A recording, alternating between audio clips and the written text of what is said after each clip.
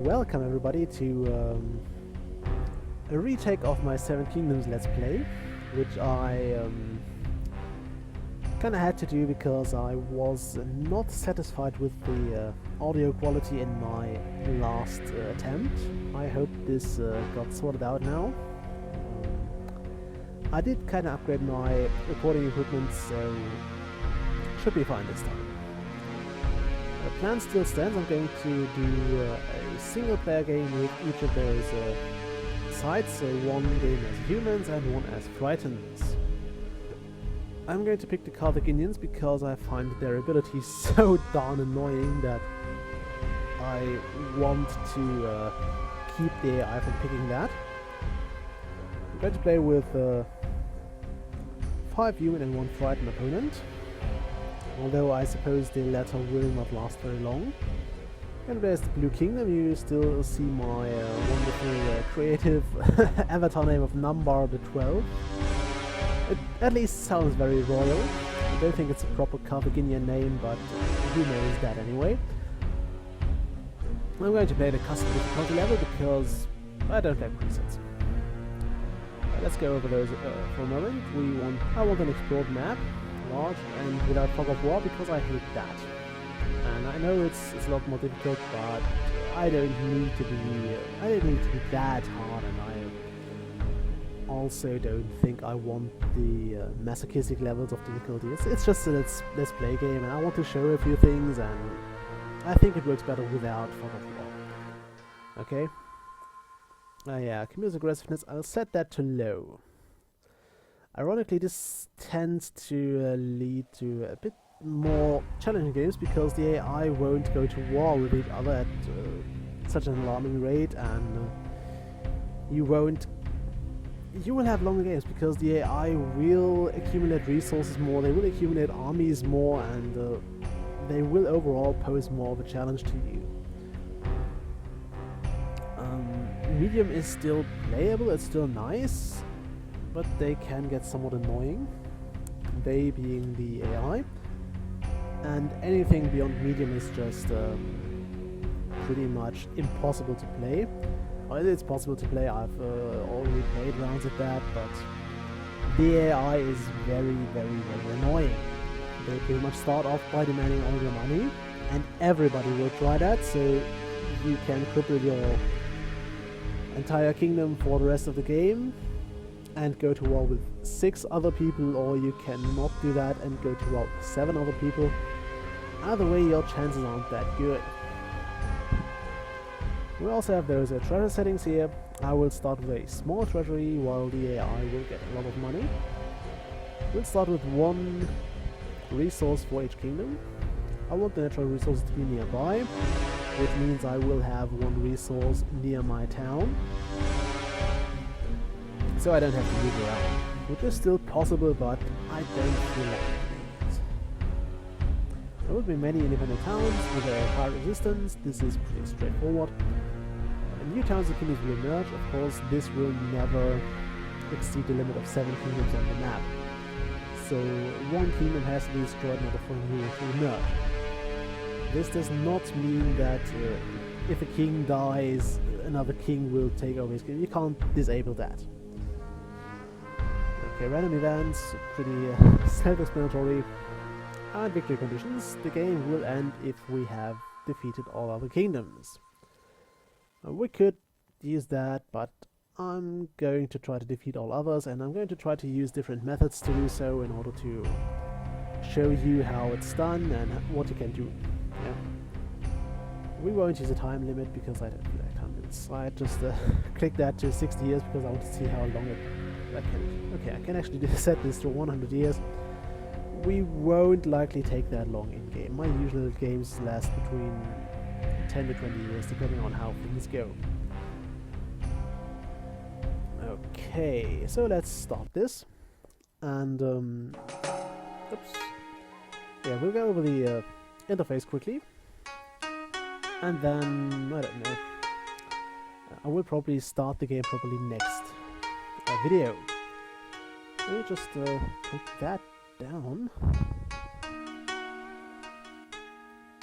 Okay, return.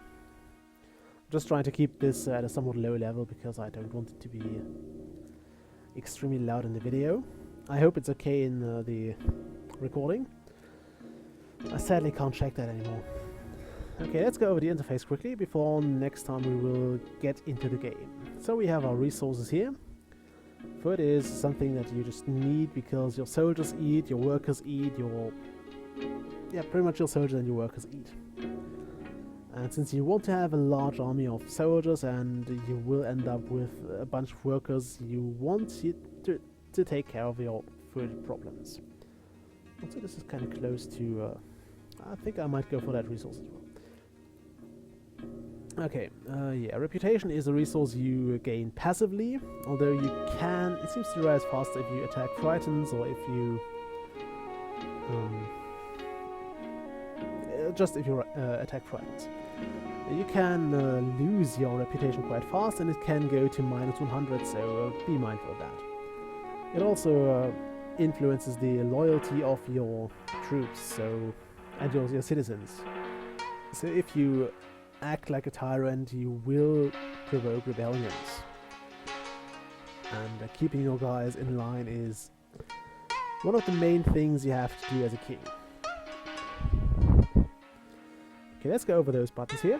Those are basically reports. We have the kingdoms button, which allows us to interact with other kingdoms. We can view information here. Depending on our diplomatic standing with them, we have more or less things in that here. Right now we're starting out with neutral status and seemingly random relation level. That's fine. Also you can see the nationality. Romans are always a bit outstanding because they have this V for their U. This is a Mongol. This I would say is a Greek. Yeah. That sounds Chinese, and this is a Viking. It's always hard to tell for the Tritons because they are so random. But this is a Grokken. This might be over faster for them. Okay, what else do we have? We have a towns menu here, where we can list all our towns. The total amount of citizens, which is important for the caravans, because you need 10 for each caravan. Total other units, no idea what other units we have. Alright, that's soldiers. We have an economy screen where pretty much everything is listed. It's not that, it's pretty self-explanatory, so I also usually don't spend much time here, but if you have like a large deficit, this helps you a lot in figuring out where it's coming from and what exactly you're paying so much for. So yeah, sometimes you see where you can cut back a bit or what uses up all your money. Trading is quite useful to maintain all your caravans because sometimes you want to see where they go, or you want to get rid of a certain batch of them, and that's where you go with the trading thing. Military is a very useful roster as well. It lists all your commanders with the amounts of soldiers they have, their hit points, their leadership, their loyalty, and the status. You'll generally want this to say 15 and this to say in 4, and I will go about why soon. Yep, total soldiers are nice to have, just to have a rough estimate. Technology, of course we haven't researched anything. You start with your scroll of power. Those are used to build a special building, the Seat of Power, which grants you a benefit and increases your and allows you to summon your greater being, which is kind of a god. Yeah, that also brings a new ability. So the Carthaginian god can actually create earthquakes, which is highly annoying. That's why I took that Carthaginian, because I don't want anyone else to bring up earthquakes. Yeah, spies, pretty much not very informative right now. Note that this will only list the spies you control. It will not list like known spies from other kingdoms. So yeah, keep that in mind. Again, it's quite useful to see. It shows you their cover, their nationality, their current cover, where they are. This can be a fortress or a city or pretty much anything. Their spying skill, which lets you do things. I mean, a newbie spy can't assassinate a general, for example. Or a newbie spy can't cause a diplomatic incident.